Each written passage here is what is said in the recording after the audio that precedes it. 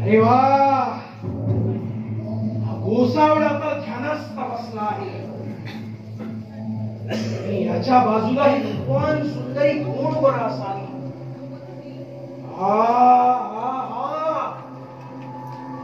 खरोखरच रूपवान आहे. हिला मी माझी पट्ट राणी बनवून टाकतो. पण ही सुद्धा ध्यानस्थ बसली आहे.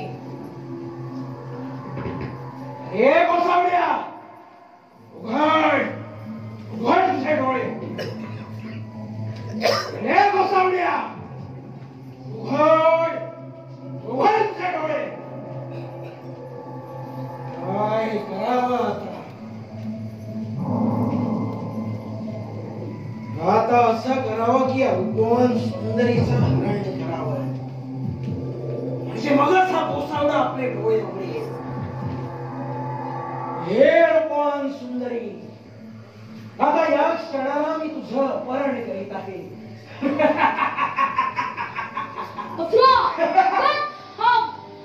हात लावू नको. दुष्ट बालका, कोण आहेस तू? तर गजरा, मला सांगतात नाथ आणि पिनांचा कैवारी. अजाण बालका,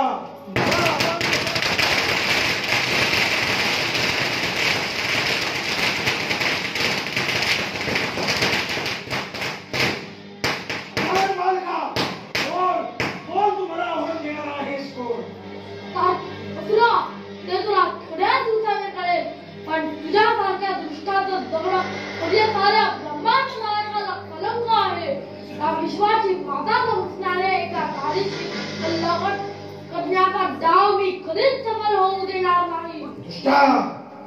तू मला अपमान देत आहेस. तुझे हे बोल उच्च जातीचे व उच्च तेजाचे प्रतीक आहे. बालक जरी असलास तरी तुझे हे बोल माझ्या हृदयाला घाव देत आहे. त्यामुळे तू इथून निघून गेले निघून जा.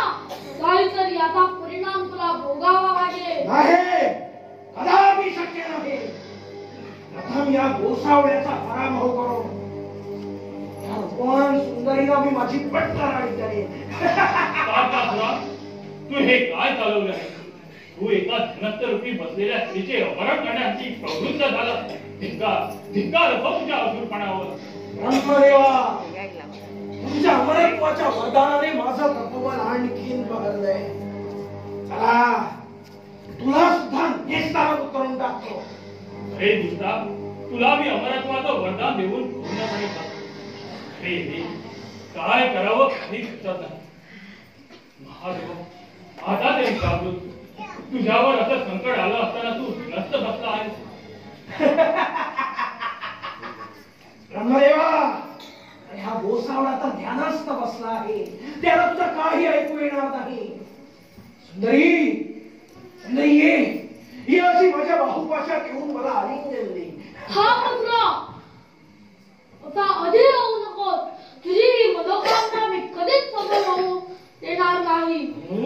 कार्तिकेय पुत्र, योग्य वेळी तू या पृथ्वी तलावर अवतरण हो. आम्हा देवांना दिलासा वाटतो. परंतु महादेव, तुझ्यावर आणि गिरिजेवर संकट आलं असताना तू ध्यानस्थ बसला म्हणजे? कोण? जगतपिता ब्रह्मदेव आणि दुराचारी तारकासूर. होय, मीच तो तारकासूर. माझी मनोकामना पूर्ण करण्यासाठी या रूपवान सुंदरीला माझ्या हवाली कर. नाहीतर मी हिला जबरदस्तीने बळकावून देणार आहे.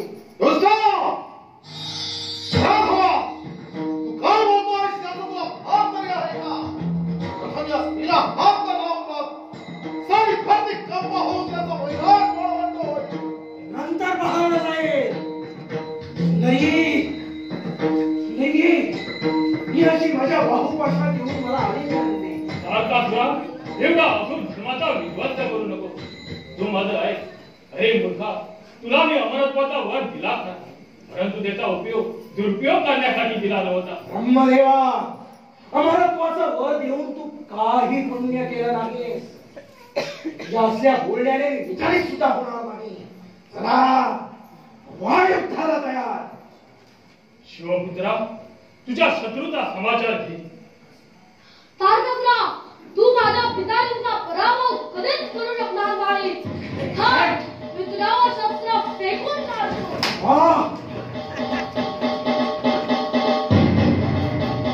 वगैरे कोणीतरी माझ्यावर शस्त्र फेकून मला घायाळ केलं. असो मी कुणालाही घाबरत नाही. आज जरी माझा पराभव झाला असला तरी उद्या अशीच वेळ येता सर्व देवांचा नाश करेल आणि ध्वंस करून टाकेल.